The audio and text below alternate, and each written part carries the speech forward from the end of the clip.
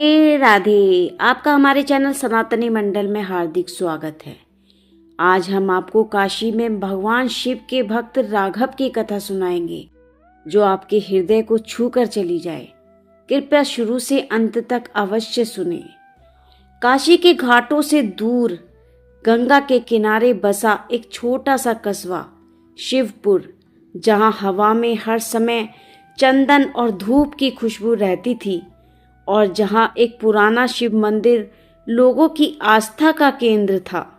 इसी मंदिर की सीढ़ियों के पास बैठता था एक युवक। उसका नाम था राघव। उम्र कोई 25-26 साल की होगी, लेकिन आंखों में ऐसा सन्नाटा जैसे जिंदगी ने बचपन में ही बहुत कुछ छीन लिया हो। राघव का जीवन बहुत ही सरल था। राघव अनाथ था। बचपन में बाढ़ में उसका परिवार बह गया था और सब कुछ नष्ट हो गया था और उसके पास कुछ भी नहीं बचा था। मंदिर के पुजारी ने उसे पाल पोस कर बड़ा किया था। वो पढ़ा लिखा तो नहीं था, लेकिन इंसानों के चेहरे को पढ़ना जानता था।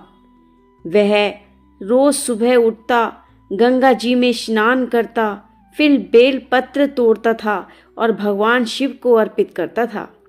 उसकी एक छोटी सी फूलों की दुकान थी और शिव पर जल चढ़ाता था। उसके पास ना तो कोई धन था, न परिवार था और ना ही उसके कोई भविष्य की योजना बनाई थी। उसके पास सिर्फ एक टूटी खाट थी और दीवार पर महादेव की तस्वीर थी। राघव मुस्कुराकर यही कहता था कि जिसका रखवाला भोलेनाथ हो, उसे किस बात का डर। फिर सावन का महीना आया। शिव मंदिर में लोगों की भीड़ लगनी शुरू हो गई। बारिश की फुहार चल रही थी। एक सफेद कार मंदिर के बाहर आकर रुकती है। उसमें से उतरती है एक बहुत ही सुंदर लड़की। उसका नाम था नैना। वह अमीर घर की बेटी थी, पर उसकी आंखों में गहरी उदासी थी, जैसे उससे कुछ छीन सा गया हो। उसकी शादी तय हो चुकी थी, एक ऐसे लड़के से जिसे वह नहीं चाहती थी। नैना राघव से कहती है, पूजा की थाली दे दीजिए। राघव पहली बार उसे देखता है। उसे लगा जैसे शिवलिंग के सामने खुद कोई देवी खड़ी हो। नैना के पास पैसे भी नहीं थे। ड्राइवर से पूछा तो वह पैसों का पर्स घर भूल गया। राघव ने कहा, महादेव के दरबार में सौदा नहीं होता, आप पूजा कर लीजिए। नैना स्तंभ रह गई। अब नैना रोज आने लगी। दोनों मंदिर की सीढ़ियों पर बातें करते। नैना कहती, तुम्हें डर नहीं लगता अकेले? राघव कहता, डर उन्हें लगता है जिनके पास खोने को बहुत कुछ हो। मेरे पास तो सिर्फ महादेव हैं। धीरे धीरे दोनों दिल से जुड़ने लगे। एक दिन नैना रोती हुई आती है। नैना कहती है कि मेरी शादी तय हो गई है, मैं मर जाऊंगी, पर उस आदमी से शादी नहीं करूंगी।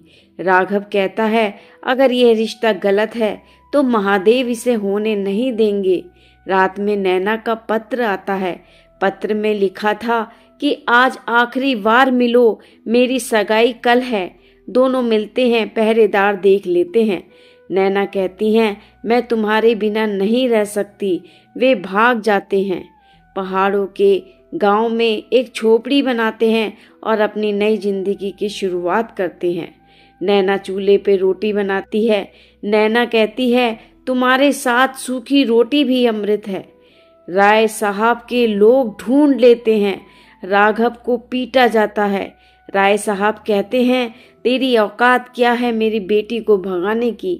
राघव को खाई में फेंक दिया जाता है। नैना को जबरदस्ती ले जाया जाता है और एक कमरे में बंद कर दिया जाता है। राघव किसी न किसी तरह बच जाता है। उसे साधु संत उसे बचा लेते हैं। साधु कहते हैं, महादेव ने तुझे दूसरा जीवन दिया है। राघव कला सीखता है, नाम बदल लेता है और अपना नाम रखता है रुद्र।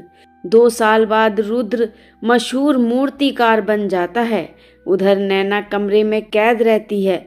वह हमेशा चुप रहती और उदास रहती और हमेशा रोती रहती है। उसे बताया गया था कि राघव मर चुका है। राय साहब शादी तय कर देते हैं किसी लड़के के साथ। उसी शहर में सजावट का ठेका मिलता है रुद्र को।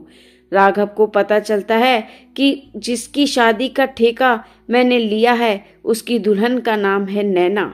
मंडप सजा है, नैना जहर की शीशी छिपाए बैठी है।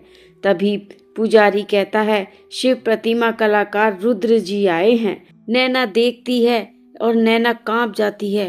राघव कहता है, मैं जिंदा हूँ। राय साहब भी यह देखकर सुन्न हो जाते हैं। राघव कहते हैं, लेकिन मेरा प्यार अमीर है। नैना जहर फेंक देती है और कहती है कि मैं इसी से शादी करूंगी। राय साहब रो पड़ते हैं। वह कहते हैं, मैंने दौलत में बेटी खो दी थी, वो दोनों का विवाह करवा देते हैं। वही मंदिर, वही सीढ़ियां, अब 2 लोग। देखा महादेव, राघव कहते हैं, आपने मेरी किस्मत बदल दी। नैना कहती हैं, नहीं, आपने हमें बदला। दौलत सब कुछ नहीं देती, इज्जत, प्रेम और विश्वास, इनसे बड़ा कोई खजाना नहीं है। जो प्रेम महादेव लिखते हैं उसे कोई नहीं मिटा सकता। अगर आपको यह कहानी अच्छी लगी हो तो चैनल को लाइक करो, सब्सक्राइब करो, अपने दोस्तों के साथ शेयर करो और कमेंट में लिखो हर हर महादेव।